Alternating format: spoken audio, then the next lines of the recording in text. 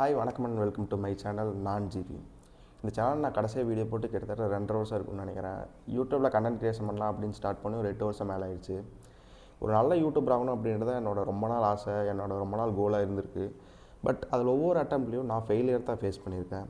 ஒரு மாதத்துக்கு நல்லா வீடியோ போடுவேன், திரும்ப ஒரு 2 வருஷத்துக்கு டிசப்பியர் ஆகிடுவேன். திடீர்னு எங்கேருந்தாவது ஒரு மோட்டிவேஷன் கிடைக்கும், திரும்ப ஒரு மாதத்துக்கு நல்லா வீடியோ போடுவேன், மறுபடியும் ஒரு 2 வருஷத்துக்கு டிசப்பியர் ஆகிடுவேன். இது ஒரு சைக்கிள் மாதிரி ரிப்பீட்டடாக நடந்துகிட்டே இருக்குது. ஒரு விஷயத்தை நம்ம கோலாக செட் பண்ணுறோம், அப்போது நம்ம அந்த கோல்லே கன்சிஸ்டண்ட்டாக இருக்க முடியல, அந்த கோலை நோக்கி ஏன் நம்மளால் ஓட முடியல அப்படின்ற கேள்வி எனக்கு ரொம்ப நாளாக மைண்டில் ஓடிட்டே இருந்திருக்கு. நான் அது சம்மந்தமாக யூடியூப்பில் நிறைய வீடியோஸ் பார்ப்பேன், நிறைய புக் சம்மரிஸ் கேட்டு பார்ப்பேன். எனக்கு அந்த எக்ஸாக்டான ஆன்சர் ரொம்ப நாளாக கிடைக்காம இருந்தது. அண்ட் ஃபைனலி இப்போ தான் நான் அந்த ஆன்சரை ரியலைஸ் பண்ணியிருக்கேன். ஸோ இது ஆல்ரெடி லேட் தான், பட் என்ன மாதிரி அவங்க கோல்ஸில் ஸ்டக் ஆகிருக்கு யாராவது ஒருத்தருக்கு இந்த வீடியோ ஹெல்ப் பண்ணும் அப்படின்ற நம்பிக்கையில் தான் இதை நான் அவங்க கூட ஷேர் பண்ணிக்கணும்னு ஆசைப்பட்டேன். ஸோ நான் இந்த கண்டென்ட் கிரியேஷன் சேனலில் நிறைய மிஸ்டேக்ஸ் பண்ணியிருக்கேன். அதில் மேஜராக பண்ண 2 மிஸ்டேக்ஸை இன்றைக்கி உங்களோட ஷேர் பண்ணிக்கிறேன். ஸோ ஃபஸ்ட்டு மிஸ்டேக், நான் ரொம்ப பர்ஃபெக்டாக இருக்கும்னு ஆசைப்பட்டது தான். ஒரு வீடியோ ஷூட் பண்ணுறதுக்கு முன்னாடியே அந்த வீடியோ ரொம்ப பர்ஃபெக்டாக வந்துடணும், அந்த வீடியோவில் எந்த மிஸ்டேக்கும் இருந்துடக்கூடாது, அதை பார்த்து யாரும் குறை சொல்லிடக்கூடாது அப்படின்னு ஒரு கான்சியஸோட அதை ஷூட் பண்ண ஸ்டார்ட் பண்ணுவேன். அந்த மாதிரி நான் ஒரு யூடியூப் ஷார்ட்ஸ்க்காக வீடியோ ஷூட் பண்ணும்போது ஒரு 2 மணி நேரம் ஷூட் பண்ணுறேன் அந்த வீடியோவை. இடையில சில வார்த்தை திக்கும், சில வார்த்தை மறந்துடுவோம், சில மாற்றி சொல்லிடுவோம். அப்படி திரும்ப நிறைய கட்ஸ் வச்சா நல்லா இருக்காது அப்படின்னு நினச்சிட்டு திரும்ப முதல்ல இருந்து அதை பேசுவேன். அப்படி 2 மணி நேரம் ஷூட் பண்ணிவிட்டு அதை ட்ரிம் பண்ணிவிட்டு பார்த்தா கடைசியில் வெறும் 53 செகண்ட் தான் இருந்தது. சரி ஓகே, அதையும் அப்லோட் பண்ணி விட்ருவோம். அப்லோட் பண்ணிவிட்டு பார்த்தா அந்த வீடியோ நான் எதிர்பார்த்த அளவுக்கு பர்ஃபெக்டாக வரல. அந்த வீடியோஸில் நிறைய கட்ஸ் இருந்தது, நிறைய மிஸ்டேக்ஸ் இருந்தது. எனக்கு ஒரு சாட்டிஸ்ஃபேக்ஷன் வரல. அந்த வீடியோக்கு வியூஸ் வரல, லைக் வரல, அது பிரச்சனை இல்லை. பட் நமக்கு பிடிச்ச ஒரு விஷயத்தை பண்ணதுக்கப்புறம் நமக்கு ஒரு சாட்டிஸ்ஃபேக்ஷன் கிடைக்கல. அது எனக்கு சாட்டிஸ்ஃபேக்ஷனே கிடைக்கல. ரொம்ப விரக்தியாக இருந்தது. நமக்கு இது வராது போல் இருக்குது, நம்ம வராத விஷயத்தை பண்ணிகிட்ருக்கோம் போல் இருக்குது அப்படின்னு நினச்சி நான் திரும்பவும் குவிட் பண்ணிட்டேன். ஒரு விஷயத்தில் பர்ஃபெக்ஷன் அப்படின்றது நம்ம அந்த விஷயத்தை கன்சிஸ்டண்ட்டாக பண்ண நம்ம அட்டைன் பண்ணுற ஒரு ஸ்டேஜாக இருக்கலாம். அதுவும் எதுவுமே பர்ஃபெக்ட் கிடையாதுன்னு நான் நினைக்கிறேன். ஏன்னா ஒரு 1000 கோடி வசூல் பண்ணுற படம் நமக்கு சுத்தமாக பிடிக்காம போட்டிருக்கலாம். அதுக்குன்னு அந்த டேரக்டர் மொக்க டேரக்டர் அப்படின்னு ஆயிட முடியாது. உலகத்தில் நம்பர் 1 யூடியூபர் மிஸ்டர் பீஸ்டோட வீடியோ இன்றைக்கி பிடிக்காதவங்க இருப்பாங்க, டிஸ்லைக் பண்ணுறவங்க இருப்பாங்க.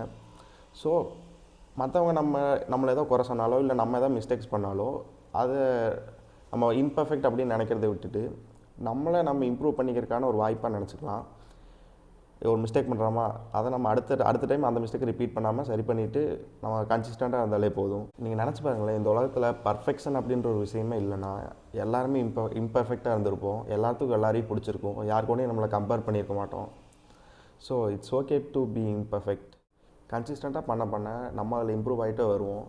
ஸோ உங்கள் கோல்ஸை நீங்கள் மிஸ்டேக் பண்ணிடுவீங்க அப்படின்னு நினச்சிட்டு யாராவது நம்மளை எதாவது சொல்லிடுவாங்க அப்படின்னு நினச்சிட்டு அதை பண்ணாமல் இருக்காதீங்க. நீங்கள் கன்சிஸ்டண்ட்டாக பண்ண நீங்கள் அதில் பெட்டர் ஆகிட்டே போகலாம். ஸோ நான் 2வது பண்ண பெரிய மிஸ்டேக், ஆக்சுவலாக இந்த பிரச்சனை நிறைய பேர்த்துக்கு இருக்குன்னு நான் நினைக்கிறேன். Fear of failure. ஒரு விஷயத்தை ஸ்டார்ட் பண்ணுறதுக்கு முன்னாடியே நம்ம அதில் தோத்துட்டோன்னா என்ன பண்ணுறது, இதில் நம்ம ஃபெயிலியர் ஆகிருமோ அப்படின்ற பயம் நிறைய பேர்த்துக்கு வரும். இது ஆக்சுவலாக நம்ம தப்பு கிடையாது. நம்ம பிரெயினே ஆக்சுவலாக இப்படி தான் ஒர்க் ஆகும். நம்ம ஹியூமன் பிரெயினுக்கு நம்ம ஜெயிக்கிறோமா தோக்கிறோமா அப்படின்றதெல்லாம் விஷயம் கிடையாது. அதுக்கு தேவை நம்ம சக்ஸஸ் ஆனால் கிடைக்கிற அந்த ஹாப்பி ஹார்மோன்ஸ். அது நம்ம கோலை அச்சீவ் பண்ணி தான் கிடைக்கணும் அப்படின்னு அவசியம் இல்லை. ஒரு இன்ஸ்டாகிராம் ரீல்ஸ் பார்க்குறதையோ இல்லை யூடியூப் ஷார்ட்ஸ் பார்க்குறதுலையோ இல்லை ஒரு மூவிஸ் பார்க்குறதுலையோ இல்லை வேறு நிறைய விஷயத்தினாலேயோ அதால் ப்ரொடியூஸ் பண்ணிக்க முடியும். ஸோ அதில் இருக்கிறதுலே ஹார்டஸ்ட்டான வே தான் நம்ம கோல்ஸில் அச்சீவ் பண்ணுறது அப்படின்றது. பிரெயின் என்றைக்குமே ஒரு ஈஸியான வே இருக்குது, ஒரு ஹார்டஸ்ட்டான வே இருக்குன்னா அது ஈஸியான வே தான் சூஸ் பண்ணும். அதுதான் ஹியூமன் நேச்சர். ஏன்னா நடந்து போகிறதுக்கு சங்கடப்பட்டு நம்ம சக்கரத்தை கண்டுபிடிச்சனால தான் நம்ம இந்த அளவுக்கு எவால்வ் ஆகிருக்கோம். ஸோ ஈஸியான வேவை சூஸ் பண்ணுறது தப்பில்லை, அது நமக்கு நல்ல வேவாக இருக்குதா அப்படின்றத பார்க்கணும். அண்ட் இந்த ஃபியர் ஆஃப் ஃபெயிலியர் வரதுக்கு இன்னொரு பெரிய ரீசன், நம்ம முன்னாடியே ஆன ஃபெயிலியராக கூட இருக்கலாம். ஸோ ஃபஸ்ட் நான் யூடியூப் கண்டென்ட் ஸ்டார்ட் பண்ணும்போது ரொம்ப ஜாலியாக ஸ்டார்ட் பண்ணேன். ஒரு பாயிண்ட் ஆஃப் டைமில் அதில் நான் ஃபெயிலியர் ஃபேஸ் பண்ணுறேன். அப்போ திருப்பி இந்த யூடியூப் கண்டென்ட் ஸ்டார்ட் பண்ணலாம் அப்படின்னு ஆரம்பிக்கும்போது நான் ஃபஸ்ட் டைம் ஃபெயிலியர் ஆனப்போ எனக்கு ஒரு சேட்னஸ் இருந்திருக்குல்ல, அது வந்து பிரெயின் யோசிச்சு பார்க்கும். இவன் இந்த விஷயத்தை பண்ணான்னா இவன் திருப்பி சேட் தான் ஆவான், இவன் எதுக்கு தேவையில்லாமல் இதை பண்ணுறான், இவனுக்கு ஹாப்பியாக நிறைய விஷயம் இருக்கே அப்படின்னு சொல்லிட்டு நம்மளை இதை பண்ண விடாமல் அதை தடுக்க ட்ரை பண்ணும். ஒரு ஃபெயிலியரை என்றைக்குமே ஒரு ஃபெயிலியராக அப்ரோச் பண்ணாதீங்க, அதை நம்மளை இம்ப்ரூவ் பண்ணிக்கிற ஒரு ஆப்பர்ச்சுனிட்டியாக பாருங்கள். ஸோ ஃபஸ்ட் அட்டம்ப்டில் நீங்கள் ஃபெயில் ஆகிறீங்கன்னா இன்னொரு அட்டம்ப்டில் நீங்கள் பண்ண மிஸ்டேக்கை திரும்ப ரிப்பீட் பண்ணாமல் பார்த்துக்கோங்க. என்றைக்குமே ஃபெயில் பெட்டர்னு சொல்லுவாங்க. நீங்கள் எத்தனை தடவை ஃபெயில் ஆனாலும் பரவாயில்ல, முன்னாடி ஃபெயில் ஆனதை விட பெட்டராக ஃபெயில் ஆகும். இந்த இடத்துல ப்ரூஸ்லி சொன்ன ஒரு விஷயத்தை நான் உங்களோட ஷேர் பண்ணிக்கிறேன். 10,000 கிக்கு 10,000 பஞ்சை ஒரு தடவை ப்ராக்டிஸ் பண்ணுறவனை விட ஒரு கிக்கு ஒரு பஞ்சை 10,000 தடவை ப்ராக்டிஸ் பண்ணுறவனை பார்த்தா எனக்கு ரொம்ப பயமாக இருக்குன்னு அவர் சொல்லுவார். அந்த ஒரு கிக் ஒரு பஞ்ச் தான் உங்களோட கோலாக எடுத்துக்கோங்க. அதை 10,000 தடவை ப்ராக்டிஸ் பண்ணுங்கள். ஏன் இன்னும் அதுக்கு மேலே வேணுனாலும் ப்ராக்டிஸ் பண்ணுங்கள். நம்ம கோல்ஸ்க்காக நம்ம தான் பண்ணி ஆகணும். ஸோ ஆல்ரெடி லேட் ஆகிடுச்சு, இதுக்கப்புறம் நான் ரீஸ்டார்ட் பண்ணி என்ன பண்ண போகிறேன் அப்படின்னு நினச்சி விட்றாதீங்க. நீங்கள் எந்த ஸ்டேஜில் எந்த இடத்துல இருந்தாலும் பரவாயில்ல, உங்களுக்கு ஒரு அன்ஃபினிஷ்டான கோல் இருக்குது அப்படின்னா உடனே ரீஸ்டார்ட் பட்டனை கிளிக் பண்ணுங்கள். திரும்ப உங்கள் கோலை நோக்கி கன்சிஸ்டண்ட்டாக ஓட ட்ரை பண்ணுங்கள். கண்டிப்பாக நீங்கள் உங்கள் கோலை ரீச் பண்ணுவீங்க. ஸோ இந்த வீடியோ நீங்கள் இவ்வளோ நேரம் பார்த்துட்ருக்கீங்க அப்படின்னா ரொம்பவே நன்றி. என்னோடய புது யூடியூப் சேனலில் நீங்களும் ஒரு பார்ட்டாக இருந்திருக்கீங்க. ஸோ அப்போ நான் வீடியோ முடிச்சிடலாம். நான் இதை சொல்லி ரொம்ப நாள் ஆச்சு.